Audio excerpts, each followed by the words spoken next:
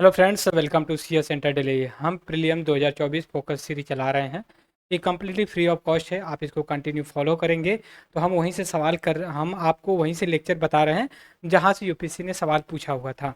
Prelims के point of view से UPSC ने 2017-18 में सवाल पूछा हुआ था कि बजट नॉर्म्स हम हमेशा न्यूज़ में देखते हैं, ये किससे रिलेटेड है, किस कॉन्टेक्स्ट में हम यूज करते हैं। तो सबसे पहले अगर आपको देखा जाए तो उसमें ऑप्शन जो दिया गया था वो भी बोला था आपका इकोनॉमिक बैंकिंग से रिलेटेड है, साइंस एंड टेक्नोलॉजी से, वुमेन एम्पावरमेंट से, ऐसे करके दिया था। तो सबसे पहले हम आपसे बात करते हैं, ये इकोनॉमिक बैंकिंग सेक्टर से रिलेटेड है। ठीक है, बैंकिंग सेक्टर से रिलेटेड है तो आपके दिमाग में ये आएगा बजट नॉर्म के बारे में। देखिए, बजट नॉर्म है, ये तीन तीन फेसेस में अभी तक अप्लाई किया गया है। ठीक है, ये आपका 3 फेसेस तक अभी अप्लाई किया गया है।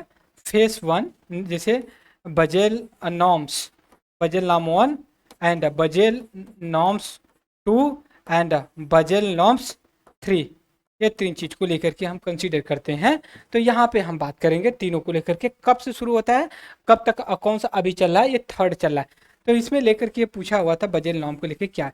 तो सबसे पहले ये चीज़ भाई हम आपको शेयर कर देते हैं। बजेल नॉर्म एक बैंकिंग से रिलेटेड है।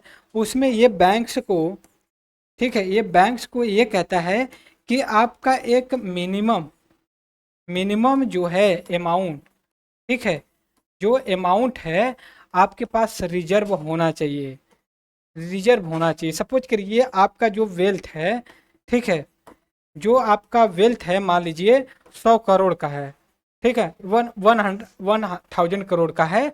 तो इसका 8%, ठीक है, 8% का मतलब कितना हो सकता है आपका, लगभग आपका 80 हो सकता है। ठीक है, 80 करोड़, यही तो होगा ना, 8%।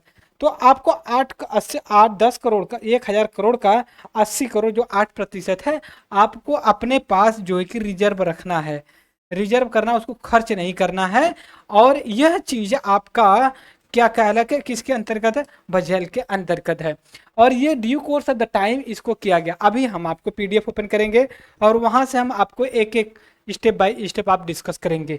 उससे पहले आप कहीं मत जाइए, लाइक शेयर सब्सक्राइब जरूर करिएगा, आगे हम कंसीडर करेंगे। क्योंकि आप अगर उसको सब्सक्राइब कर लेंगे तो जितनी भी इंफॉर्मेशन होगी आपको टाइम टू टाइम आपको जो कि अवेलेबल हो जाएगा, दैट्स ऑल। तो इसलिए हम आपसे ये रिक्वेस्ट करें। देखिए बजल नाम, देखिए दरअसल 3 है, बजल नाम 1, बजल नाम 2 एंड बजल थर्ड नाम, ये 3 है। तो सबसे पहले हमें ये पता होना चाहिए पहली बार कब आया, ये 1989 में। दूसरी चीज़ ये है किसके द्वारा लाया गया, तो ये budget committee on the banking supervisory के द्वारा इंट्रोड्यूस किया गया। किस लिए ये मेजर करता है, क्या करता है, मेजर करता है budget capital accord, also know as a budget. अगर आपसे सवाल बजल नॉर्म्स की जगह, जैसे उसमें पूछा था बजल नॉर्म्स क्या है, ठीक है, और इसकी जगह अब ये हो सकता है ये पूछ दे आपसे बजल कैपिटल, कैपिटल अकॉर्ड। अकॉर्ड का मतलब एक अग्रीमेंट है कि आपको मिनिमम होना चाहिए। और ये फोकस करता है केवल, ठीक है, फोकस करता है क्रेडिट रिस्क पिक करता है।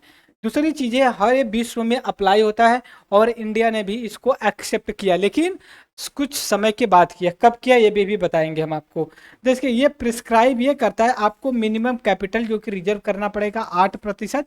हालांकि बजट 1 का है, due course of the time ये करता रहा, किसका, रिस्क वेटेज असेट का आपको करने पर। जैसे वेट जो कि रिस्क वेटेज असेट आपको मान लीजिए आपका 25% है, तो 25% का आपको 8% करना पड़ेगा, ना कि पूरे कैपिटल का। मैं एग्जाम्पल के लिए 1000 करोड़ रुपये बता दिया था।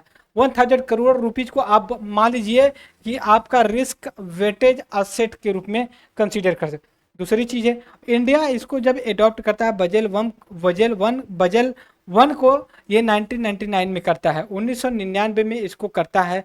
दूसरी चीज़ है बजल को जो गाइडलाइन इशू किया जाता है ये आरबीआई के द्वारा किया जाता है, ना कि गवर्नमेंट ऑफ इंडिया के द्वारा किया जाता है। ऐसा क्यों किया जाता है, बैंकिंग से रिलेटेड है। Reserve bank of India boss of the banks ठीक है, बैंकर्स बैंक होती है और बैंकिंग सेक्टर में ये काम करती है। That's why this responsibility is under the RBI, reserve bank of India के द्वारा, और ये समय समय पे गाइडलाइंस इशू करती है कि आपको मेंटेन करना पड़ेगा। अब इसके बाद हम आते हैं आगे कि बजट नॉर्म 2 कब आता है। बजट नॉर्म्स जो 2 है ये 2004 में आता है। ये consider refined and reformed version of the Basel 1 का ये रिवाइज, और इसमें 3 पिलर्स होते हैं। कितने पिलर्स होते हैं? 3 पिलर्स। कहता है मिनिमम कैपिटल रिक्वायरमेंट होगी टोटल 8% का, वही है जैसे type of the risk, operational risk, market risk and capital risk की बात करता है। उसके बाद जो दूसरा प्रोविजन है वो सुपरवाइजरी रिव्यू के रूप में, focus on the internal process and the system के रूप में, market discipline under bank, need develop the better risk management technology to monitor manage all 3 type of the risk के बारे में ये बात करता है। उसके बाद अब हम आते हैं as per the RBI all scheduled commercial bank को ये अप्लाई होता है, ना कि कुछ ही लोगों को, सबको अप्लाई होता है, ऐसा नहीं किसी एक को होता है, जितने भी शेड्यूल कमर्शियल बैंक है सबको। तो आपको समझ में आएगा शेड्यूल कमर्शियल बैंक क्या होती है। जो आरबीआई एक्ट है 1934 उसमें जो बोला गया है, आप बोल सकते हो 1934 में कि जो ये बोला गया है शेड्यूल जो उसमें 2 है उसमें जो बैंक्स लिस्ट किया जाता है that is called schedule commercial banks के नाम से जाना। बजल 3 के नाम से अब बात आते हैं। ये 2013 में एडॉप्ट किया गया। 2013 में जो बजल 2 था उसी का एडवांसमेंट क्या है आपका बजल 3 है। दूसरी बात यह है कि इसका जो कि वही सिस्टम लगाया जाता है। इसके अलावा अब इसमें कोई इतना इम्पोर्टेंट नहीं कि जो हम अभी यहाँ पे उसको डिस्कस करें। नेक्स्ट जो आएगा तो आपसे वैसे ही नॉर्मल सिस्टम पूछा जाएगा, कब लाया गया, इस समय कौन सा बजट नॉर्म्स चल रहा है, 3rd चला है 2013 से, दैट्स ऑल।